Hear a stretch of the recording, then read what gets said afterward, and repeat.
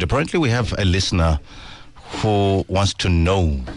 Yes, they sent us a message, a question for this segment of the show, and this is what their message says. Morning, team. I actually want to ask if you decide to buy property and at some point, the agreement was that you put in a certain amount of deposit, but when you had to put in that deposit, it's not enough. At that time that you need to pay the 300,000, for example, deposit, and it's not enough, you can't afford it, and you change your mind. So in this case, the lawyers that were handling the process have charged me 20,000 something each for not going through with the purchase. So I just need to check if there's a way that I can arrange or not pay that amount at all, because the issue is that I cannot afford even the plus minus 50,000 that they're charging me. Is there any way that I cannot proceed with this purchase because I can no longer afford it? Will they still be? Are they still in their rightful place to charge me that amount? All right, very simple. And well, I don't know if it's simple, but it's straightforward in terms of the question that was being asked. What happens when you stop the sale of a property midway? Who gets affected? We have Philip Skuman in the building. Philip, are you well? Good, fine, thanks yourself, guys. So I'm at an advanced stage of buying a property, and then suddenly I realize I don't have enough money, and then there are lawyers breathing down my neck. What happens? Okay, so straightforward question, and there's a couple of things that can happen, and I think we need to consider where in the transaction we are. Like this purchaser said that she's in the advanced stages. Two things to consider. There's always suspensive conditions and resolutive conditions to a contract. Suspensive condition meaning that the transaction is in suspense and cannot continue until those conditions have been met, and a resolutive condition which means that it brings finality either in cancellation or continuation of the process. So if you have obtained a loan, your suspensive conditions have been met, and this is generally seen as now the transaction can proceed because the client has indicated that they have put down a deposit. In this scenario, the client can be lucky that the real estate agent's not suing as well, and the seller's not suing either. Oh my goodness. Did you say sue? Sue, yes. Wow. I'm only hearing... So no one's going to just... If I come and I say, oh my God, I'm in trouble. Begging and pleading and crying definitely has an effect. Okay. You have to now appeal to the better nature of these people because expectations have been created. Yeah. The seller has now planned moving, and they've already paid for the moving truck. These things cost like 150K if you're moving to a different province. Yeah. So that could be part of the claim. The seller could also have lost the buyer because he was stuck in a transaction with you. Lost another buyer. The lawyers as well. The lawyers can now quantify how much work they've done, and because of that, bill you for spot cost. As soon as a transaction has been signed and the loan is approved, it is deemed that the agent has done his part as well, and now deserves to be paid. So are you saying on top of like the money that was supposed to be paid, and if I find myself in this situation, worst case scenario, from my perspective as someone who feels I don't have enough money, so worst case scenario? Worst case scenario, you get sued for the agent's commission, you get sued for spot cost by the attorneys, which will probably be 50 grand roughly. Yeah, well, depending on the size of your transaction. And the seller sues you for loss of now he had to sell the house for cheaper, he lost another buyer, he was also going to lift his costs. So you can quickly, in a worst case scenario, be sued for like 500. What? Even more than what you can't even raise. So the caveat to this is you must always ensure that when you say contractually you will have this money by said date, that you will have that money. Sure. If you know that there's a possibility that you won't have that money, it would be better to increase the loan portion. And then if your loan is approved for the higher amount and you do end up getting this deposit together, then you put in the deposit, you notify the bank, listen, I'm not going to be taking a 2 million rand loan anymore.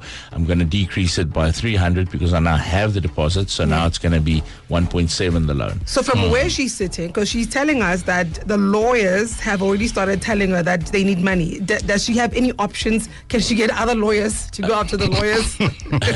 Then now you're just adding to the problem, because most cases you're going to lose, and the attorney on the other side are going to tell you, yo, let's win, let's go and do this. But they only want to bill you, and they know they're going to lose.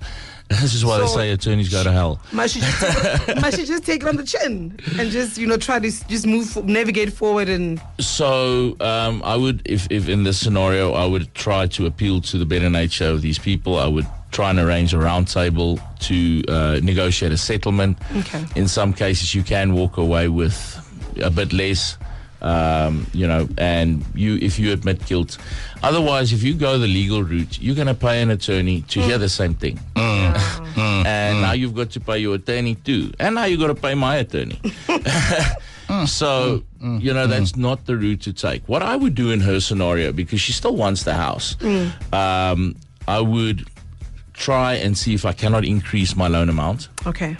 So as to not have this transaction fail, and use the deposit that you do have to proceed with the transaction. In some cases, I've advised clients, listen, you bought it at a decent price, continue with the sale, and then we can look at reselling it afterwards.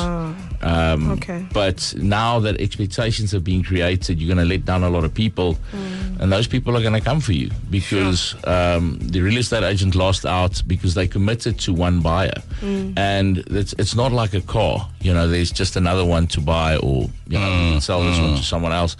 Real estate transactions take longer. You take your property off the market in the time frame that you are busy with this transaction.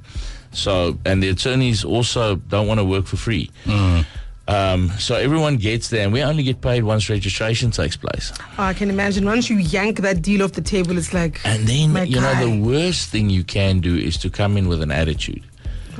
Because that's just going to not work. Because now everyone is just thinking we're going after you. Now they're going to come for you. Oh, man. So I would say play the timid part. You were wrong. You made a mistake. You committed to something that you knew you probably wouldn't be able to do. And, play the victim. Beg, plead, cry. And cross fingers that you appeal to someone. And hope that that you can reach an amicable settlement. In some cases, you could reapply for the transaction with a higher loan, like I said, and now probably through. Or, we could, let's say the property is highly desirable and there's a lot of buyers on it. Then in some cases, the real estate agent might just release you and the attorneys as well, because they know we've got another buyer in the wings, no problem. And you can sign an acknowledgement or like a commitment to purchase the next property through that agent and through the attorneys. But that's it's very hard to follow up. It's very hard to follow up. So people don't really want to take a deal like that. Right, Philip, we talked about an advanced stage. That is pretty broad. At what stage exactly can somebody actually launch an action in case somebody pulls out of the transaction? From day one. From day one? Yeah, so let's say you've signed. You've already committed to an irrevocable offer until the seller has signed. So now if the seller has not signed yet, you're still in an irrevocable offer. Now the seller has signed, so that now it's at a progress stage. Okay, now expectations are created on both sides. Still, you're in breach because you are needing to appeal to the loan application clause, which stipulates that you need to submit your documents in good faith by X date so that we can apply for this loan.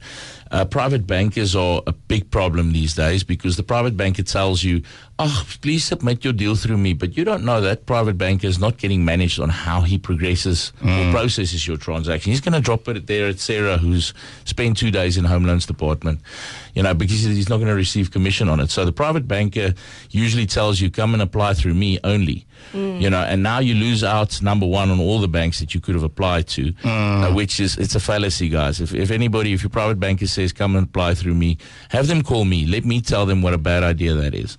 Okay. Yeah. So, but now you still have to apply for the loan. Cool. So now you haven't submitted the documents. You're still in the wrong. Let's say you've achieved now this loan. Again, you have fulfilled the suspensive conditions. So every step in this stage, you're still wrong. So from day that you sign, you have obligations to meet. The ball is rolling. The ball's rolling. So the best thing to do is, and this is why it's stupid to not use a real estate agent, because the real estate agent is going to guide you in terms of these steps. And a good real estate agent will tell you, please don't sign, because you're not ready to sign. I don't want you to commit to paper and then you will lose, and then later on I'm going to have to sue you. I don't want that. I would rather tell you, if you don't, I will sue. And guide the client through it. But it's a common thing that happens, and especially in the last 3-4 years, especially with the fly-by-night agencies, they don't really commit to the profession.